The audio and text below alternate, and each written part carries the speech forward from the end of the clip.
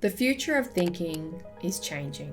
It's already begun. Something is shifting. If you've been paying attention lately, you would likely have noticed it too. AI is not coming, it's already here.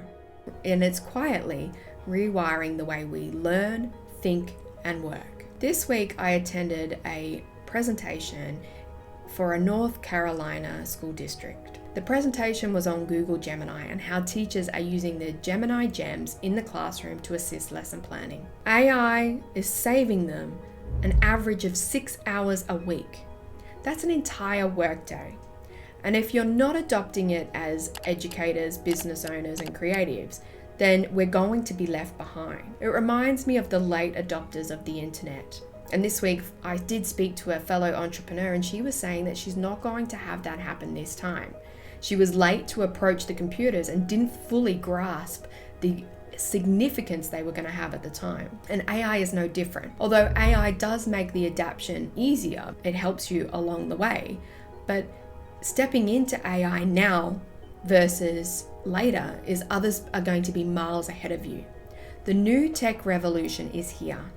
And it's going to completely change our thinking. One of the comments in the presentation by the educator was that they were worried about the change in the way that the students are going to have towards thinking. Later that week, two completely unrelated creators echoed the same posts, a concern of how thinking is headed. And it's growing louder, this concern. But at any second, your conscious brain is processing 10 to 50 bits of information. While it sounds like a lot, compare that to AI with limitless data, and the gap between humans and AI is going to become interestingly fascinating. Let's break it down. Here's how the human brain compares to AI. Humans process that 10 to 50 bits of information, but AI has no conscious awareness. It runs algorithms, and we think with context and intention, whereas AI just crunches data. Comprehension skills, for example, comprehension speed. Humans can process 3 to 5 a second, whereas AI can read, generate, and compare at lightning speed thousands. Take, for example, multitasking. Humans 1 to 3 tasks before efficiency starts to drop. Compare that with AI, which can process thousands and thousands simultaneously.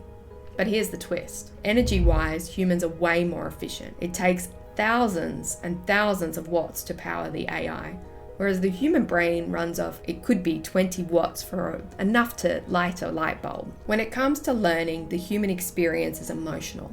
It's trial and error. But AI learns from data, not lived experience, no gut instinct. The brain, 86 billion neurons. Computers, 1,000.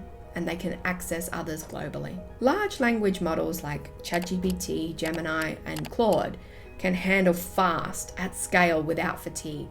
They summarize, compare, generate, suggest, but they do not understand meaning, values, or context like we do. They do not wrestle with uncertainty, ethics, or intuition. That's the difference between AI. They calculate.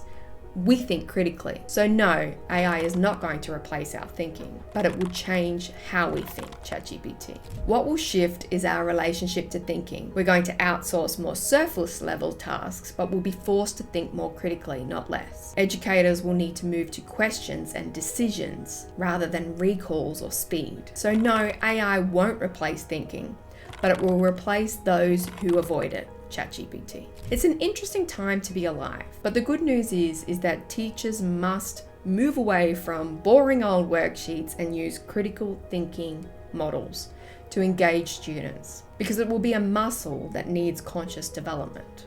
One of the comments from the webinar was she compared this move in thinking to the move from labor to office jobs.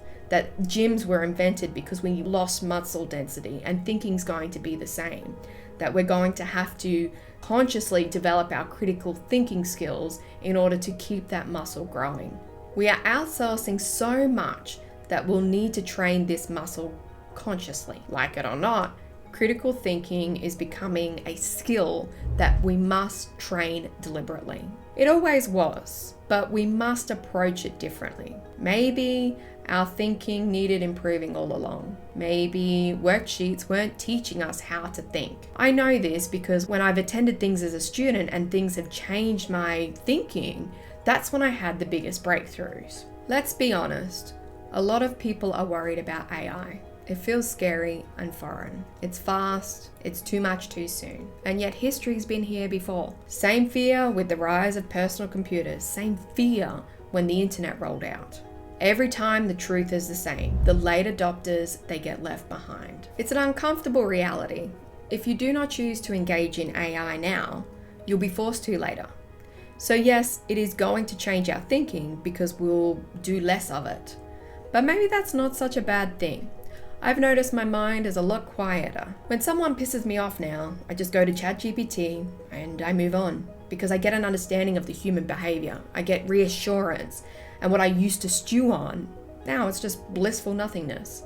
And this lack of thinking might not be such a bad thing. I was once a late adopter. I avoided technology, I dismissed it.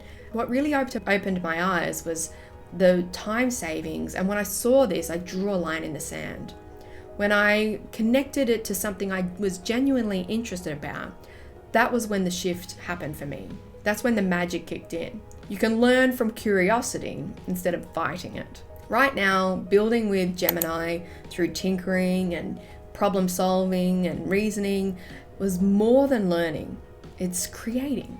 The fear of keeping up is irrelevant. It's all about the joy of building. What no one tells you is tech becomes 100,000 times easier when you make it fun, when it's something you're actually interested in. My dislike of Microsoft came from when I was forced to use it in the workplace. It turned me off technology completely. But when you do something by choice, it feels different. When you take off the employer lens, watch your relationship with technology improve. Microsoft seems to have been given the green light over Google in the workplace, and I don't know if that comes down to ethics or marketing, who knows?